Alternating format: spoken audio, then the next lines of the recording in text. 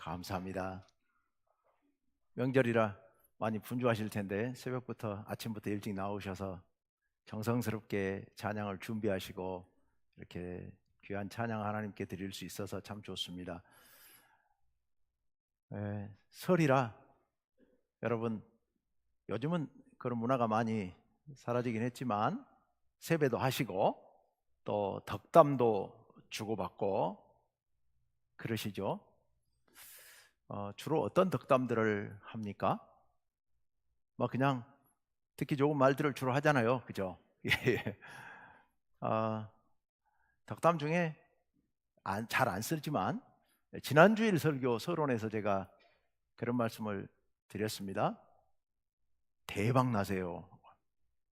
그렇게 덕담을 하는 사람은 아마 없을 것 같아요. 너무 과해서. 대박이라는 게 도대체 뭘까? 사람들은 뭘 대박이라고 할까? 뭐 그런 거겠죠. 사업하는 사람들은 사업이 잘 되는, 그냥 잘 되는 게 아니라 엄청 잘 되는 거. 뭐 연예인들이라면 폭발적인 인기를 얻고 누리는 거, 이런 것들을 우리 대박이라고 얘기할 것 같습니다. 만약 제가 목회자로서 목회 대박이라는 말을 붙인다면 뭘 대박이라고 할까? 사실 조금 불경스러운 것 같아가지고 그 말을 붙이는 것보다는 조금 언어를 좀 순화시켜서 목회 성공이라고 말한다면, 저는 그 말도 제가 즐겨 쓰지 않습니다만은 만약 목회 성공이라고 한다면 뭘 보고 목회 성공이라고 말할까? 교회 성도님들이 폭발적으로 늘어나서 우리 교회 여기 예배당이 가득 차서 한 번에 예배 드릴 수가 없어서 2부, 3부 막 이렇게 예배를 드리고, 그리고 교회 재정이 넉넉해지고 막 이런 것들을 목회 성공이라고 말할 수 있으려나? 만약 그런 것을 목회 성공이라고 한다면 우리 예수님의 사역은 성공적인 사역이셨나? 이런 생각을 한번 해봅니다. 근데 오늘 말씀을 보니까 성공하신 것 같아요. 대성공을 하신 것 같아요. 예수님께서 말씀을 전하시는데 처음에는 굉장히 미미하게 시작하셨잖아요. 예수님 너무 가난한 환경에서 성장하셨습니다. 그것도 갈릴리 땅에서. 갈릴리 사람 그러면 아무도 쳐주지 않는 그런 상황에서 갈릴리에서 사역을 시작하셨습니다. 돈이 없으니까 배운 것도 없었죠. 예수님 배운 것도 없고, 그렇다고 해서 지위가 있었던 것도 아닙니다. 바리새인들처럼 우호적인 세력이 있었던 것도 아니고, 그리고 대제사장들처럼 권위나 지위가 있었던 것도 아닙니다. 아무것도 없어요. 요즘 사업하는 사람들 말로 표현한다면 맨 땅에 헤딩하는 거죠. 그렇게 정말 아무것도 없는 상황에서 예수님 사역을 시작하셨습니다. 갈릴리 땅에서 여기저기 다니면서 돌아다니시는데 아무도 얻지 못하는 상황이었습니다. 그런데 얼마 시간이 지나지 않아서 놀라운 일이 벌어지게 되지요. 사실 오늘 본문 말씀은 예수님의 갈릴리 사역을 몇 단계로 나눌 때 첫 단계 사역을 마무리하는, 종합하는 그런 말씀으로 시작이 된 겁니다. 예수님께서 갈릴리 사역을 마무리하실 때쯤 됐더니 놀라운 일들이 그 가운데 일어나게 되는데요. 예수님께서 몇 명의 제자와 함께 바닷가로 물러가십니다. 사역을 마치시고 잠깐 쉬시기 위해서 너무 힘드니까 바닷가로 잠깐 가셨는데, 그런데 거기까지 수많은 사람들이 몰려들기 시작한 겁니다. 그래서 바닷가에서 말씀을 가르치시는데, 찾아온 사람들을 가르치시는데 위험한 상황까지 가게 되지요. 바닷가로 사람들이 뒤에서부터 막 구름대처럼 밀려드니까 바다에 빠질 위험까지도 있었던 것 같아요. 그래서 예수님께서는 배를 준비시키십니다. 작은 배를 준비시키셔서 그 배 위에서 말씀을 전하시게 되죠. 사람들이 사방에서 몰려들게 되는데요. 사람들이 사방에서 몰려들게 되는데 그 많은 사람들이 한꺼번에 여기저기서 몰려오는 통에 통제가 안 되는 그런 상황까지 가게 된 겁니다. 그들이 왜 이렇게 몰려들게 된 겁니까? 10절 말씀에 이렇게 말씀하고 있습니다. 다 함께 시작. 이는 많은 사람을 고치셨으므로 병으로 고생하는 자들이 예수를 만지고자 하여 몰려왔음이더라. 아멘. 수많은 사람들이 예수님 소문을 듣고 고침을 받으러 몰려오게 된 겁니다. 여기 지금 이렇게만 말씀하고 있습니다만은 병든 사람들이 찾아왔고요, 귀신 들린 사람들이 찾아오게 됩니다. 그리고 삶의 여러 가지 어려운 문제들을 갖고 있는 사람들이 예수님을 만나서 문제를 해결받고자 구름대처럼 몰려오게 된 겁니다. 예수님께서 활동하셨던 그 갈릴리 지역에 있는 수많은 사람들이 찾아왔습니다.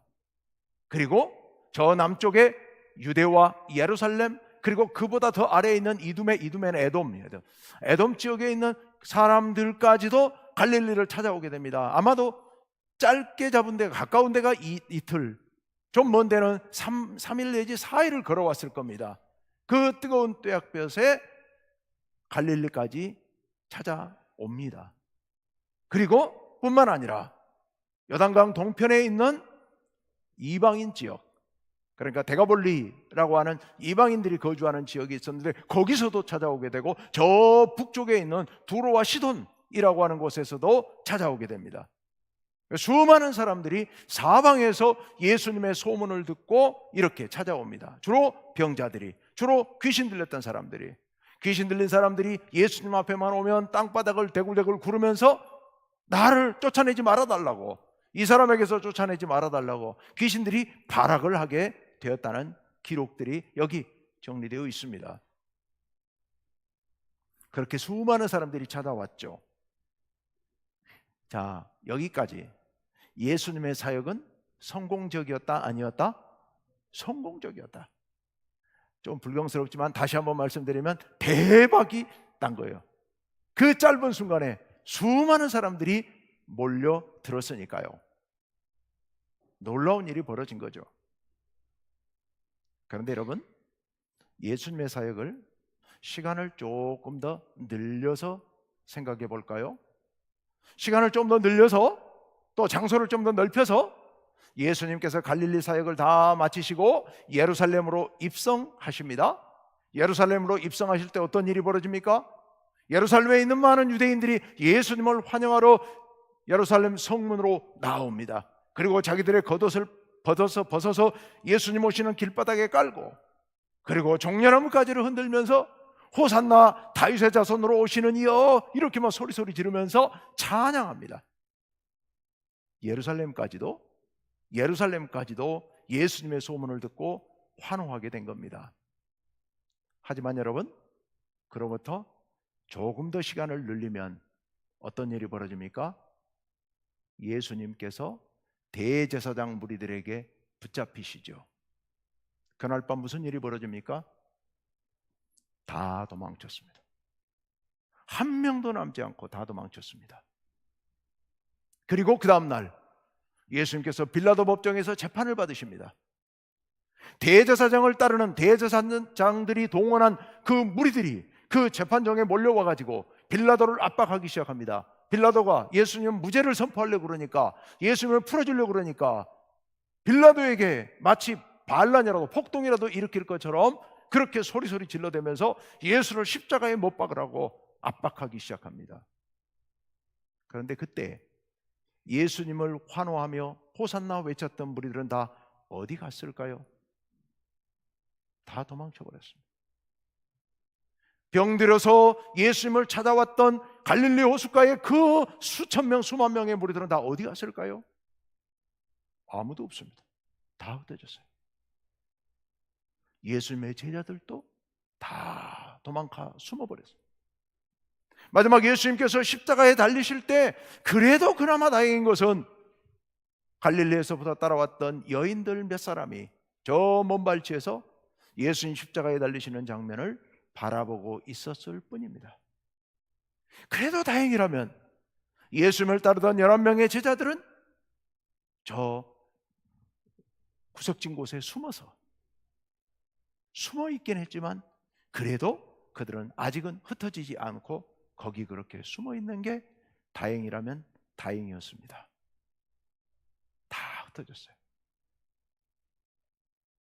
예수님의 사역은 성공이었을까요? 아니에요. 실패. 아무것도 남지 않았어요. 대박이 아니라 쪽박이었어요. 아무것도 남지 않았습니다.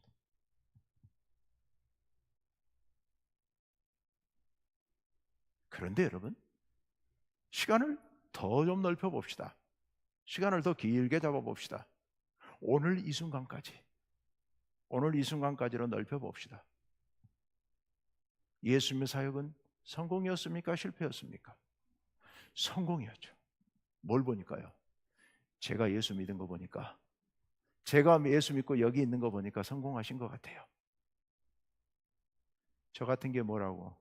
거기서 여기 수천 킬로미터 떨어져 있는 이곳까지, 그리고 2000년이 지난 지금까지 우리들에게까지 복음이 전해져서 우리가 예수님을 믿고 예수님 안에서 참 생명을 얻고 이토록 행복하게 신앙생활할 수 있게 된 것, 지구상에 복음이 들어가지 않은 곳이 없이 그 어느 곳에나 복음이 들어갔고 수많은 사람들이, 수십억의 사람들이 예수님을 믿고 하나님의 자녀되어 이렇게 구원받은 참 생명을 누리며 살아갈 수 있게 된 걸 생각해 보면 예수님의 사역은 대성공이었습니다. 대성공이었죠. 그런데 여러분, 예수님의 사역이 이토록 성공을 거둘 수 있었던 그 요인이 어디 있었을지를 우리가 한번 깊이 생각해 볼 필요가 있습니다. 이걸 생각하는 이유는 우리도 예수님처럼 사역에 대박을 쳐서 대성공을 이루고자 함이 아닙니다. 제가 우리 충무교회가 그 갈릴리에 수많은 모여든 사람들처럼 그렇게 수많은 사람이 모여들도록 어떻게 하면 그렇게 할까, 거기에 관심이 있어서 이런 내 말씀을 살피고자 함이 아닙니다.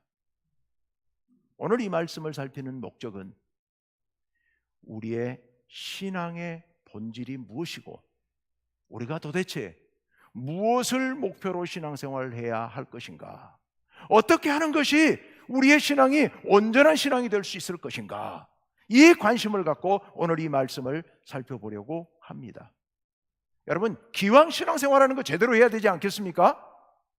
엉터리로 그 갈릴리 호숫가에 모여든 수많은 사람들처럼 우리 그렇게 신앙생활해서는 안 되잖아요. 그렇게 한순간 모여들었다가 한순간 환호했다가 한순간 가슴만 울렁거렸다가 차갑게 식어버리는 그런 신앙생활 우리 해서는 안 되잖아요. 그렇기 때문에 오늘 우리가 이 말씀을 좀 더 깊이 살펴볼 필요가 있는 겁니다. 어떻게 해서 예수님의 사역은 한순간 그렇게 부풀어 올랐던 예수님의 사역이 거품이 가라앉듯 차갑게 식어버리고, 어떻게 해서 아무것도 아닌 것 같았던 그 일들이 이 엄청난 성공을 거두게 되었는지 우리가 깊이 생각해 볼 필요가 있습니다. 여러분, 오늘날 이렇게 예수님의 사역이 대성공을 거두어서 저까지도 예수 믿고 여러분까지도 예수님을 믿고 이 자리에 나와서 이렇게 기뻐하면서 구원받은 삶을 살 수 있게 된 그 요인이 어디 있었느냐? 예수님께서 갈릴리에서 복음을 전하실 때 모여들었던 수많은 사람들로 인함이 아니고 바로 예수님의 보잘것없었던 제자들로 인한 것이었습니다. 보잘것없었던 예수님의 제자들, 그렇게 흩어져 버렸던, 무서워서 꽁꽁 숨어있던 그 제자들로 인하여서 예수님의 사역이 오늘날 우리들에게까지 이렇게 놀랍게 부흥의 역사를 이루고 구원의 역사를 이루게 된 줄로 믿습니다. 사실 오늘 본문 말씀을 보면 크게 두 부분으로 나눠져 있습니다. 7절부터 12절까지 6절과 그리고 13절, 14절, 15절 석절 두 부분으로 나눠져 있습니다. 앞에 부분 7절부터 12절까지 사역은 부분은 예수님 예수님께 모여들었던 수많은 무리들, 갈릴리 호숫가에 모였던 수많은 그 무리들의 이야기가 기록이 되어 있습니다. 반면 13, 14, 15절은 예수님께서 제자들을 양육하신 이야기가 거기 나와 있습니다. 예수님의 제자 사역 뒷부분을 봅시다. 예수님의 제자 사역이 어떠했는가? 예수님께서 제자들을 불러 모았습니다.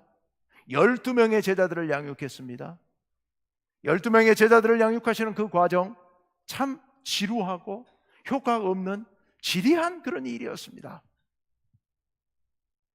여러분 12명의 제자들 잘 아시잖아요. 예수님께서 3년 동안 데리고 다니면서 수많은 사건들을 경험하게 하시고 말씀을 가르치셨습니다. 그들에게 예수님의 많은 사랑을 쏟아부었습니다. 그런데 그 효과가 어땠습니까? 그 중에 한 명 가룟 유다는 예수님을 팔고 배반했습니다. 11명의 제자들 예수님께서 붙잡혀 가실 때 뿔뿔이 흩어져 버렸습니다. 도망쳤습니다. 도망쳐 숨어 있었습니다. 베드로는 나중에 예수님 붙잡혀가는 뒷모습을 뒤쫓아갔다가 예수님을 모른다고 3번씩이나 부인했습니다. 예수님께서 부활하신 후에도 그들은 온전한 모습을 보여주지 못했습니다. 그런 그 제자들, 그런데 여러분 그 제자들이 예수님께서 승천하신 후에 예수님 명령대로 한 곳에 모여서 기도하기 시작했고 성령께서 충만하게 임하시자 그들이 일어나서 나아가 힘있게 복음을 전하기 시작했습니다. 예루살렘에서 복음을 전하기 시작했고 그래서 수많은 사람들이 예수님께로 돌아오기 시작했습니다. 그때로부터 시작하여 오늘 우리들에게까지도 이렇게 복음이 전해진 줄로 믿습니다.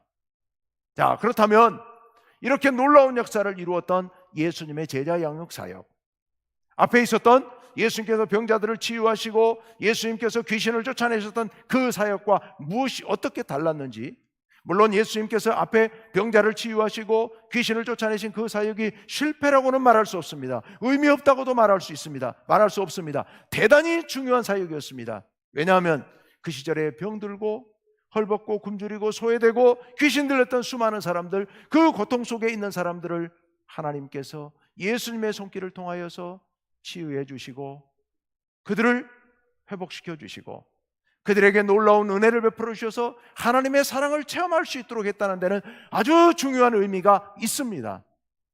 그렇지만 그들에게서는 많은 열매가 맺히지 않았습니다. 그런데요, 보잘것없었던 예수님의 제자들에게서는 엄청난 열매가 맺히게 되었던 겁니다. 무엇이 그렇게 달랐었는가? 그 다른 요인이 무엇이었는가? 예수님 주변에 갈릴리에 모여들었던 수많은 사람들이 왜 모였을까? 오늘 말씀 8절 말씀을 다시 한번 읽어봅시다. 8절 말씀 다 같이 읽습니다. 시작.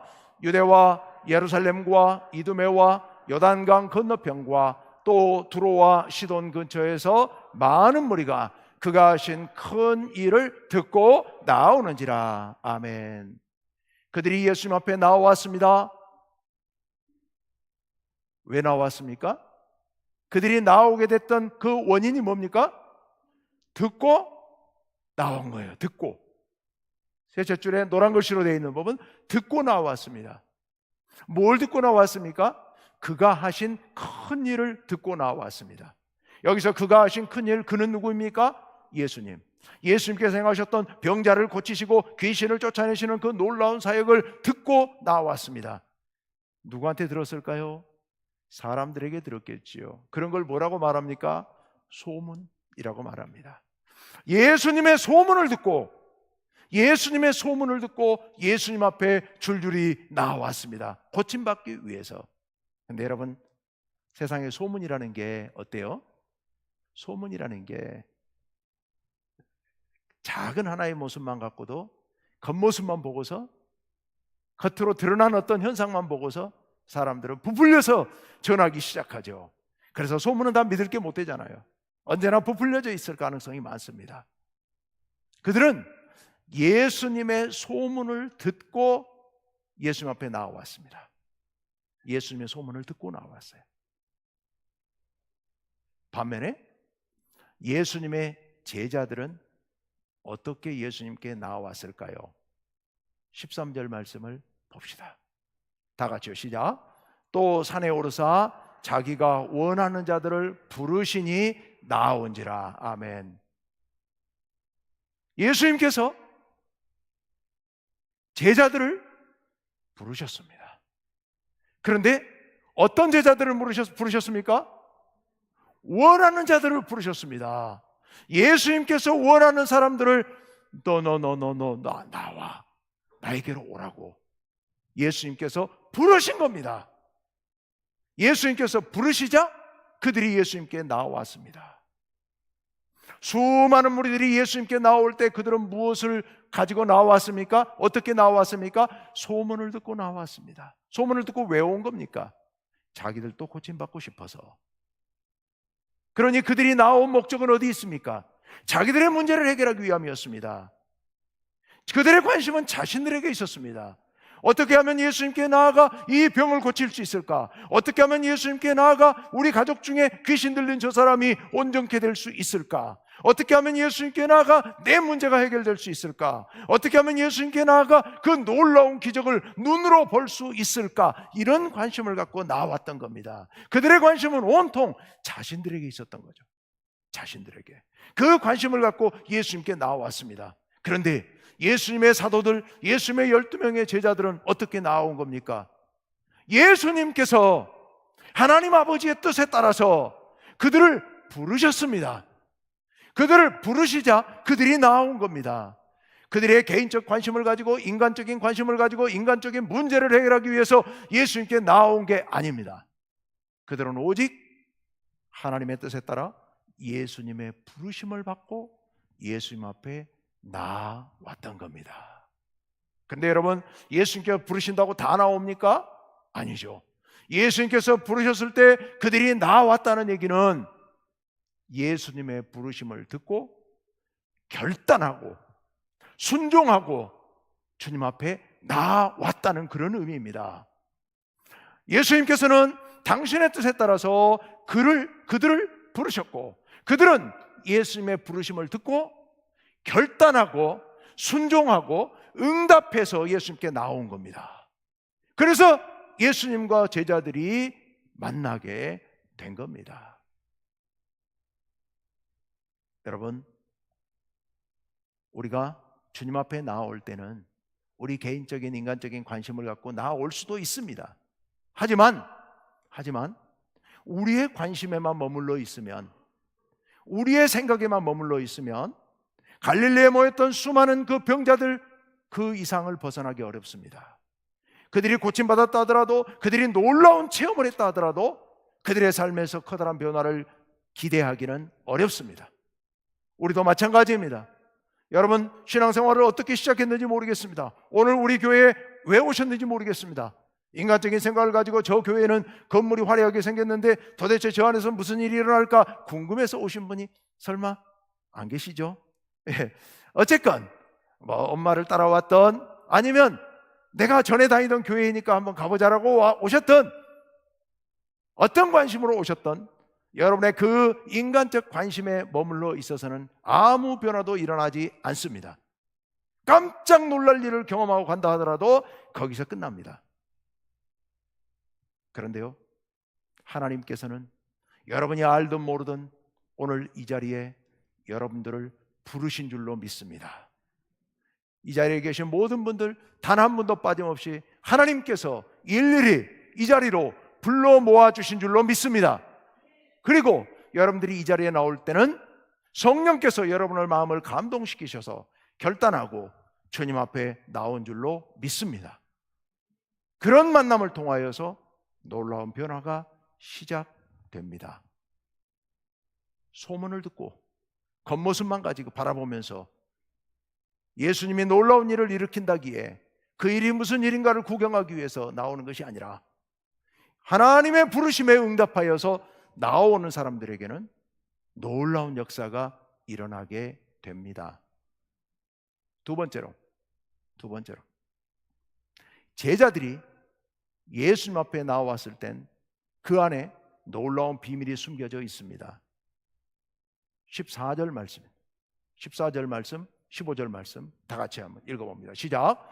이에 12를 세우셨으니 이는 자기와 함께 있게 하시고 또 보내사 전도도 하며 귀신을 내쫓는 권능도 가지게 하려 하심이로라. 아멘. 예수님께서 12명의 제자를 불러 모으신 목적이 여기 세 가지로 나오고 있습니다. 첫 번째 목적, 자기와 함께 있게 하시고, 함께 있게 하시고. 두 번째, 전도도 하고 귀신을 내쫓는 권능도 갖고. 세 번째, 귀신을 내쫓는 권능을 갖는다는 말은 그냥 귀신을 내쫓도록 하기 위함으로 해석할 수 있습니다. 두 번째와 세 번째 목적은 좀 놔두고 오늘은 첫 번째 목적만 보려고 합니다. 자기와 함께 있게 하시고. 여러분, 예수님께서 제자들을 부르신 목적은 당신과 함께 있기 위함이었습니다. 함께 있기 위함. 예수님께서 외로우셨나요? 예수님께서 다른 무리들처럼, 대제사장이나 바리새인들처럼 주님을 호위하시는 무리들이 필요했을까요? 예수님을 보호해 줄? 아니요. 예수님께서는 제자들과 함께 있기를 원하셨는데 왜 함께 있기를 원하셨을까? 여러분, 왜 함께 있기를 원하셨을까요?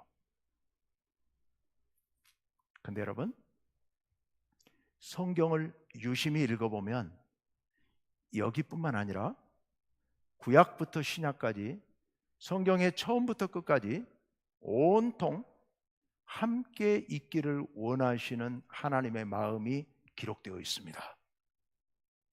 여러분, 그 한 번도 생각해 보지 않으신 분도 계실 줄 압니다. 하나님께서는 인간을 창조하실 때부터 하나님과 우리 사이에 함께 거하며, 에덴 동산에 함께 거하며 사랑을 나누시기를 원하셨습니다. 출애굽기 4장에 보면 하나님께서 바로에게 말씀하시기를 이스라엘은 내 장자다 말씀하십니다. 내 아들이 될 것이다, 내 아들 딸이 될 것이다 라고 말씀하세요. 출애굽기 19장에 보면 하나님께서 십계명을 이스라엘 백성들에게 내려주기 직전에 시내산에서 언약을 맺으시면서 하나님께서 그들에게 모세를 통하여서 그들에게 당신의 뜻을 알려주시는데요, 이들이 내 말을 듣고 내 뜻에 순종하면 이들은 내 백성이 된다, 내 거룩한 백성이 될 것이다, 제사장 나라가 될 것이다 라고 말씀하십니다. 이사야 40장 43장 말씀에 보면 하나님께서 그들에게 같은 말씀을 하십니다. 이들은 내 자녀, 내 백성이 될 것이다 라고 말씀하십니다. 또 예레미야 31장 말씀에서도 같은 말씀을 하시고 호세아 1장 9절 말씀에서도 같은 말씀을 하십니다. 이스라엘 백성들은 내 자녀라는 겁니다. 내 백성이라는 겁니다. 신약성경에 가서도 마찬가지입니다. 신약성경 여러분이 잘 아시는 요한복음 1장 14절 말씀에 보면 영접하는 자 곧 그 이름을 믿는 자들에게는 하나님의 자녀가 되는 권세를 주셨다라고 말씀하고 계십니다. 예수님을 영접하고 하나님의 자녀가 되는 거죠. 하나님의 자녀가 되는 거예요. 요한복음 14장 말씀에서도 너희가 내 안에 거하고 내 말이 너희 안에 거하면 너희가 많은 열매를 맺을 것이라고 말씀하십니다. 결정적으로 요한계시록 21장 7절 하반절 말씀을 한번 같이 읽어볼까요? 다 같이 시작. 나는 그의 하나님이 되고 그는 내 아들이 되리라. 아멘. 여러분, 이 말씀이 어떤 말씀인지 아세요? 하나님 나라를 소개하시는 말씀입니다. 하나님 나라에 가서 이루어질 일, 하나님 나라가 어떤 나라인지 여러분 많은 상상들을 하실 겁니다. 하나님 나라는 얼마나 화려한 나라일지, 하나님 나라는 얼마나 평화로운 나라일지, 하나님 나라가 얼마나 행복한 나라일지를 우리는 상상할 겁니다. 그런데요, 성경에는 그런 것보다 가장 중요하게 하나님 나라의 모든 행복의 시작이고 끝인 근본적인 것을 이렇게 말씀하고 계십니다. 뭐라고요? 나는 그들의 하나님이 되고 그들은 내 자녀가 될 것이다. 아들이 될 것이다. 여러분, 하나님 나라는 그런 나라인 줄로 믿습니다. 하나님 나라는요, 하나님과 우리 사이에 부모 자식으로 만나는 그런 나라입니다. 이번 설을 맞이하여 가족들, 부모님들 만나 얼마나 좋습니까? 하나님 나라 가면 하나님이 우리 부모님이시고 우리는 하나님의 자녀가 되어서 함께 살아가게 될 겁니다. 그 나머지는 몰라요. 얼마나 화려한지, 얼마나 행복할지 그런 거 잘 몰라요. 모든 것들은 다 여기서부터 출발합니다. 창세기부터 요한계시록까지 하나님의 뜻은 하나님과 우리 사이에 아버지와 아들로서, 왕과 백성으로서, 주인과 종으로서 우리는 하나 되어서 함께 살아가는 것, 이것이 하나님께서 꿈꾸시는 그런 구원이고 하나님 나라고, 그리고 온 세상인 줄로 믿습니다. 예수님께서 하신 사역의 목적이 바로 거기에 있습니다. 예수님께서 제자들을 왜 부르셨다고요? 함께 있게 하신다고. 함께 있는 게 왜요? 외로우셔서요? 아니요. 바로 하나님 나라와 같은, 하나님 나라에서 하나님과 우리 사이의 관계와 같은 그런 관계 맺기를 원하셨던 겁니다. 예수님께서 제자들을 부르신 목적은 예수님과 제자 사이에 하나님과 우리 사이 관계처럼 아버지와 아들의 관계와 같은 그런 행복한 하나 되는 관계를 원하셨던 겁니다. 함께 있기를 원하셨다는 게 바로 그런 겁니다. 여러분, 예수님께서 제자들을 부르셔서 한 가족 되기를 원하셨던 겁니다. 깊은 관계를 맺기를 원하셨던 겁니다. 여러분, 신앙생활은요, 예수님과 하나 되는 겁니다. 관계 맺음이에요. 관계 맺음. 신앙은 하나님과의 관계 맺음입니다. 그렇게 깊은 관계가 맺어지면 바로 그게 하나님께서 원하셨던 최후의 목적이 이루어지는 거예요. 그러니 하나님과 깊은 관계 안에 들어가는 사람들은 비록 이 땅에 있어도 하나님 나라를 누릴 수 있는 줄로 믿습니다. 그것이 우리의 신앙의 목적인 겁니다. 예수님께서 제자들을 부르실 때 그거 하자고 부르셨고요, 제자들이 나가서 다른 제자들에게 복음을 전하신 목적이 바로 거기에 있고요, 오늘 우리를 부르신 목적이 바로 거기에 있는 줄로 믿습니다. 하나님과 우리가 사랑으로 깊은 관계를 맺고 하나 되기를 바라셨던 거죠. 갈릴리 호숫가에 병 고침을 받기 위해서 귀신 들린 사람 귀신을 쫓아내고 온전한 정신을 얻기 위하여 예수님께 나왔던 수많은 무리들이 아무 힘도 없이 예수님께서 붙잡혀 가실 때 다 흩어져 버렸던 이유는 그들이 병 고침은 받았고 귀신으로부터 자유함은 누렸지만 예수님과 관계를 맺지 못했기 때문입니다. 예수님과 깊은 관계를 맺지 못했기 때문에 그들은 흩어질 수밖에 없었고, 그들의 그 자리에 모였던 것은 별다른 의미 없이 끝나버리고 말았던 겁니다.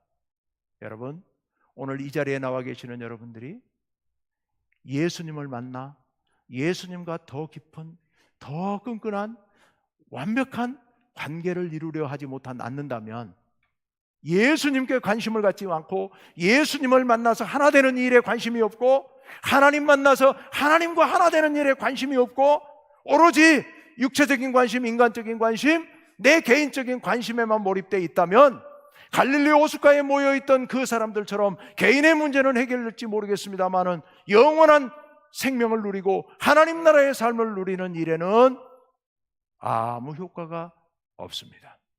아무 효과를 얻지 못할 겁니다. 여러분, 신앙생활의 목적은 예수님과 깊은 관계 맺음입니다. 이것을 명심하시고 언제나 예수님께 열린 마음으로 나아가 예수님과 하나 되고 하나님과 하나 되기를 간절히 사모하시기를 간절히 바랍니다. 그래서 언제나 예수님과 하나 되는 일에 온 관심을 가지시기를 간절히 바랍니다. 뿐만 아니라 한 마음으로 하나님을 섬기는 우리가 깊은 관계를 맺어서 하나를 이룰 때, 아름다운 사랑의 공동체를 이룰 때 바로 우리가 이곳에서 하나님 나라의 참 기쁨을 누리게 될 줄로 믿습니다. 우리 성도님들 모두 참으로 갈릴리 호숫가에 모였던 그 사람들처럼 병 고침만 받고 떠나버리는 것이 아니라 예수님의 부름받은 12명의 제자들처럼 주님 안에서 참 행복, 참 생명을 누리시기를 간절히 바랍니다. 기도하겠습니다. 아버지 하나님, 갈릴리 호숫가